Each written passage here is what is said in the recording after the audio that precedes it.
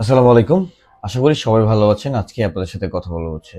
আপনি পেশাদার driving licence করবেন না অপেশাদার ড্রাইভিং লাইসেন্স করবেন? কোনটি কোন কাজে ব্যবহৃত করতে পারবেন সেটা নিয়ে আজকে কথা বলব। আচ্ছা, যাই হোক ১ম এ আগে কথা বলি অপেশাদার ড্রাইভিং লাইসেন্স নিয়ে।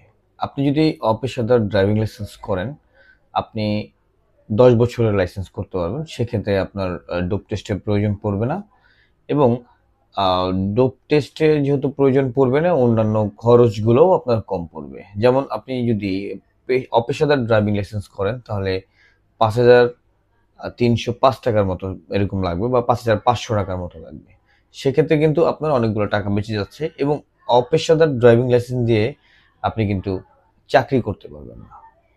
এখন বলি হচ্ছে পেশাদার ড্রাইভিং লাইসেন্স করতে কি ডকুমেন্টস লাগবে এবং অপেশাদার ডকুমেন্টস সেমই ডকুমেন্টস লাগে। তো বেশি চেঞ্জের কিছু নাই। ডকুমেন্টসগুলো সিমিলারই হয়। অপেশাদার ড্রাইভিং লাইসেন্স করতে হলে আপনাকে একটি এনআইডি কার্ড থাকতে হবে, আপনার শিক্ষাগত যোগ্যতা সনদপত্র থাকতে হবে, আপনার মেডিকেল আ সার্টিফিকেট থাকতে হবে, ইউটিলিটি বিল লাগবে যেই আপনি যদি ভাড়া বাসায় থাকেন, কারেন্টের বিলের ফটোকপি অথবা পানির বিলের ফটোকপি দিতে হবে।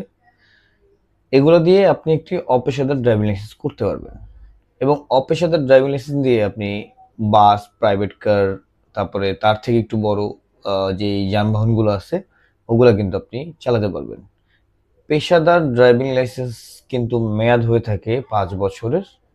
আর অপেশাদার ড্রাইভিং লাইসেন্সের মেয়াদ থাকে ১০ বছরের।